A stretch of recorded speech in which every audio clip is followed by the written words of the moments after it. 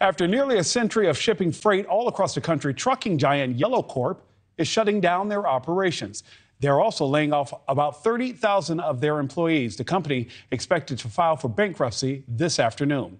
Yellow, a less than truckload or LTL carrier, was known for offering some of the cheapest rates in the trucking sector. Their downfall coming just 3 years after receiving a $700 million bailout loan from the U.S. government, a move that will continue to impact taxpayers.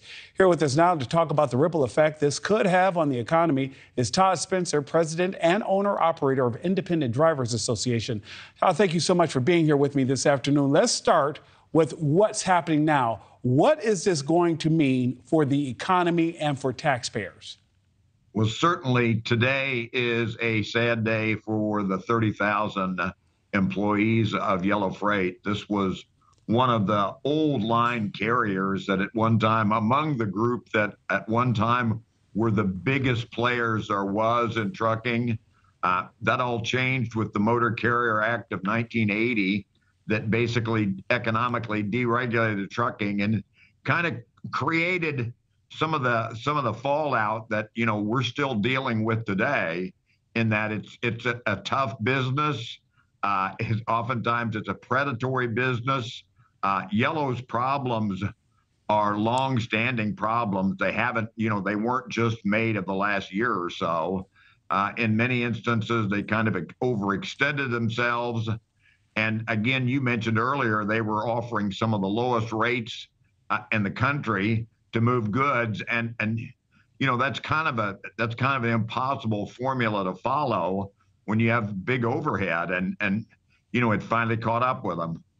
Todd, what happens to all of these workers now? You just mentioned some of the, employees that have been there, many of whom I'm assuming for years. We do know that there's also a shortage in the trucking industry. Does this automatically mean, Todd, that some of these men and women who have been driving for Yellow will find employment, or is that not guaranteed? Good drivers, good workers can always find employment. It may not be at the same level economically that it was previously. And, you mentioned a minute ago, one of the biggest myths in trucking, in that there's a shortage of drivers. There's not a shortage of drivers. There is a shortage. The problem is retention. Drivers come and go. Many trucking companies have 100% turnover of drivers every year. So there's plenty of jobs out there. Good people can fill those jobs, and hopefully not any kind of a job move is going to be strenuous. And it may not be as good, but again, this isn't the best of time for anyone. We're optimistic that things will look up going forward. Todd, you said something there that I want to circle back on. You talked about retention. What's happening in the industry that is so hard to hold on to good drivers with experience?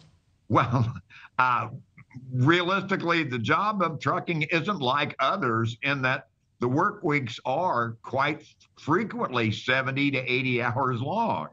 And there aren't that many people that are interested in working a job that actually requires pretty much twice the commitment that other workers are going to make just to simply make a paycheck. And for many truckers, that they live their lives out on the road.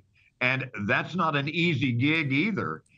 Quality of life, family time, all of those are just, they're just too many instances. They're just kind of non-existent.